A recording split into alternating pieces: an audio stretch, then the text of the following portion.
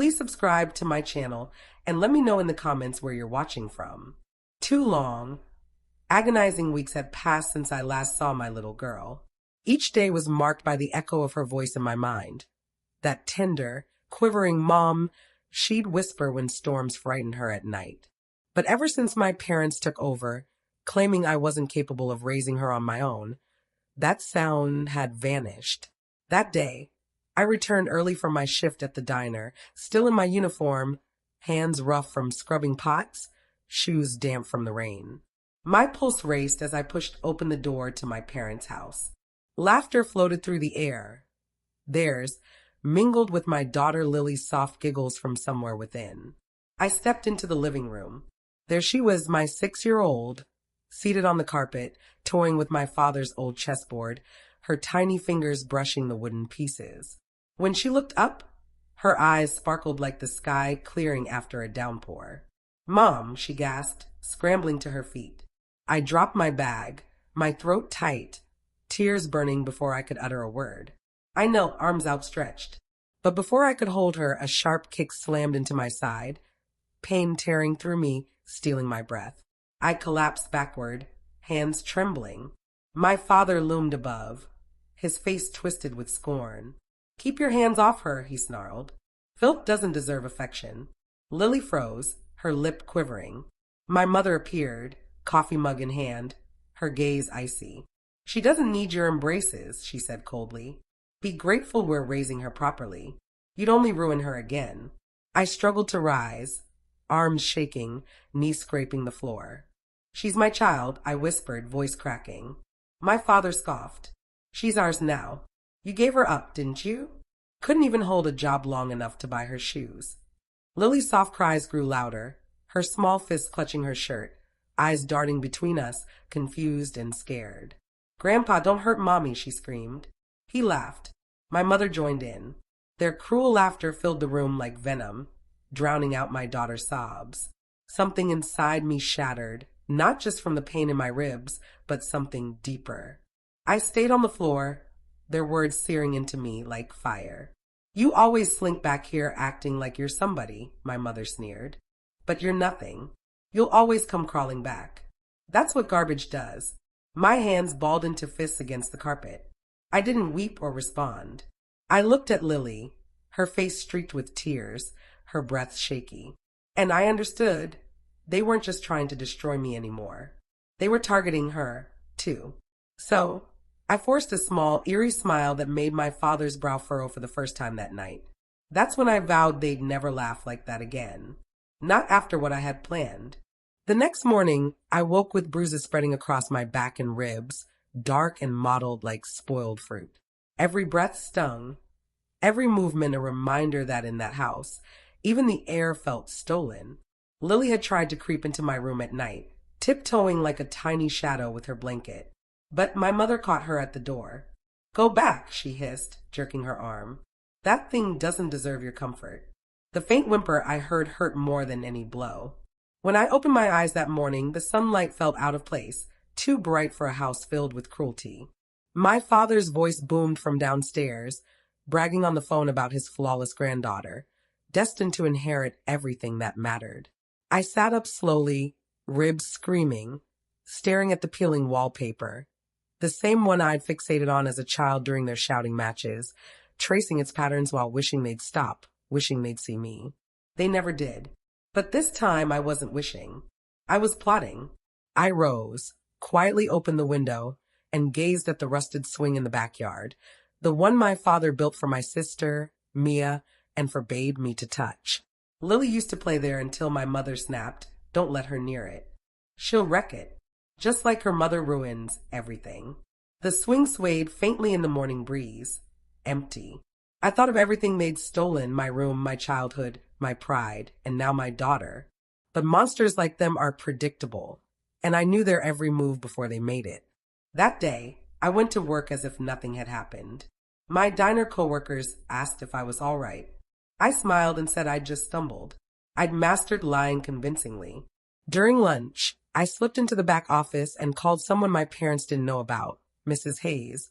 a retired social worker who checked on me as a teen when my mother's discipline got too loud for the neighbors. Clara, her voice broke with recognition.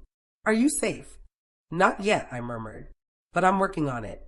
I told her everything, the bruises, the kick, how they used Lily to control me. She listened silently, her heavy breaths signaling she'd heard such horrors before. Then she advised, document it all. Don't lash out. Let them reveal their true selves. That night, I followed her advice. Back home, my father lounged in his recliner, the TV blaring a reality show. My mother folded laundry, pretending harmony lived here. Lily sat in the corner, quietly coloring a picture of A. House with a big red door and two stick figures holding hands. Her and me, I realized. I turned on my phone, camera hidden in my pocket. Mom, I said softly, why did you hit me yesterday? Her head jerked up. What did you say? I just want to know, I replied, voice wavering. Why does not cleaning Mia's room mean you get to hurt me? My father laughed before she could respond. Maybe if you fixed your pathetic life, we wouldn't have to. Say it again, I whispered. He sneered. Pain's a great teacher. It's called discipline. You should try it instead of playing mother. Lily's crayon froze. My mother scoffed. Don't talk back to your father. You're lucky he didn't break your face, too. Now stop dragging your daughter into your mess. My pulse pounded, but I stayed calm, letting the phone record every word. That became my routine. For a week, I captured every insult, every push, every time they called Lily the child of worthless trash. Each morning, I acted unbothered, cooking breakfast, packing lunches, brushing Lily's hair for school.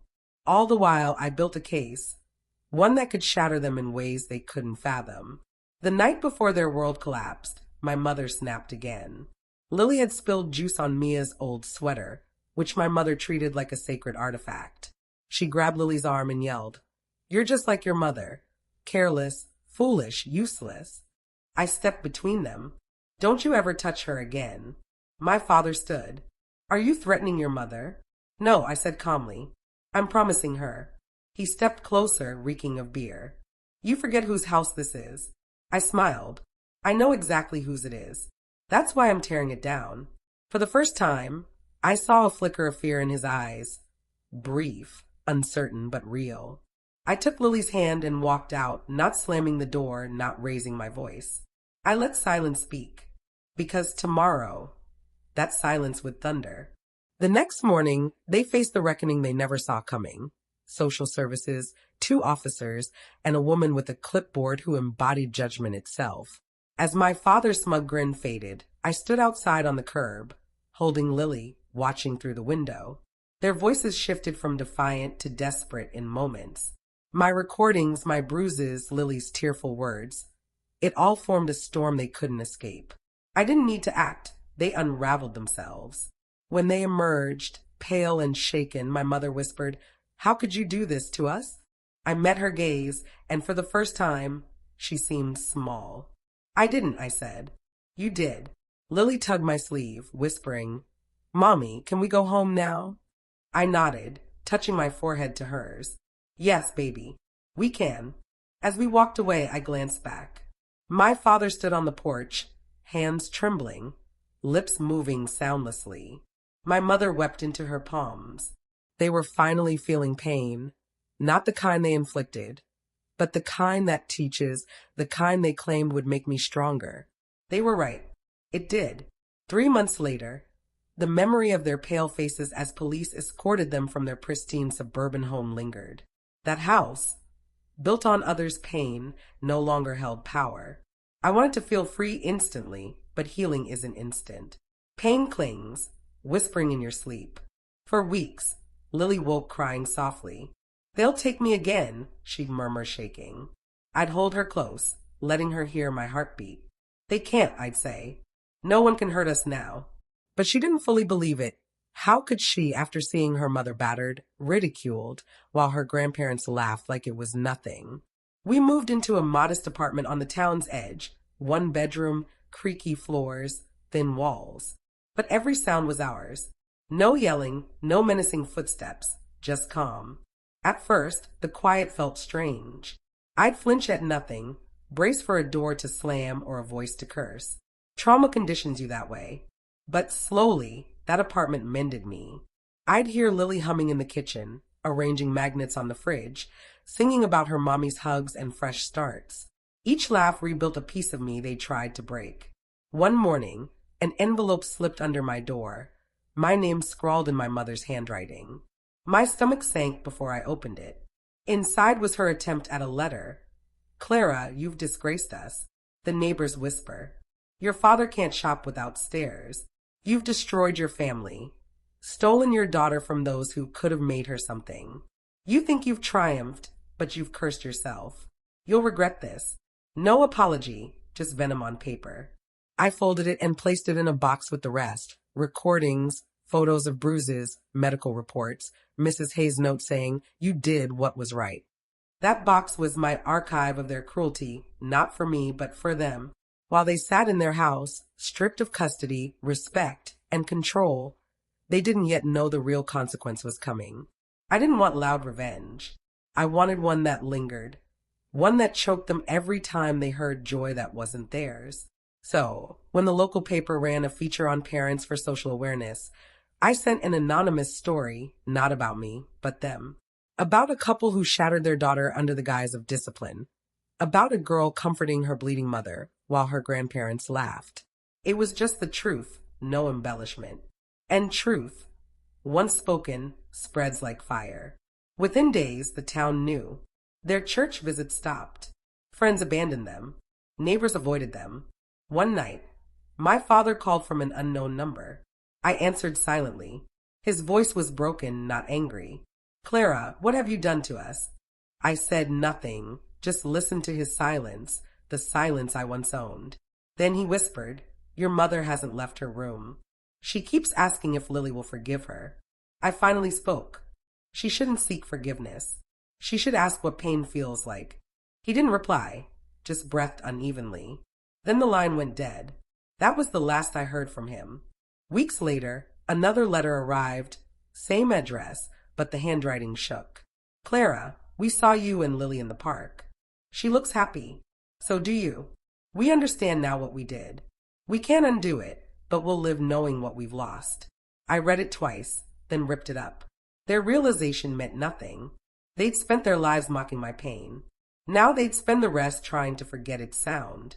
That was their punishment, not prison or shame, but living every day knowing they could have had love and chose to destroy it. As for me, I stopped flinching. One evening, Lily ran to me in the park, giggling, holding a wildflower she'd plucked. "For you, Mommy," she said. I knelt, smiling as the sun set behind her, casting everything in gold. "Sweetheart," I whispered, "that's the most beautiful thing I've ever seen." Her pure, unbroken laugh hit me. That was the difference between them and me. They broke things to feel strong. I built something to feel alive. Their faces paled when they lost control. Mine shone when I found peace. And this time I laughed not out of spite, but freedom. Because sometimes the truest revenge isn't vengeance. It's joy they can't steal. Please subscribe to my channel and share in the comments where you're watching from.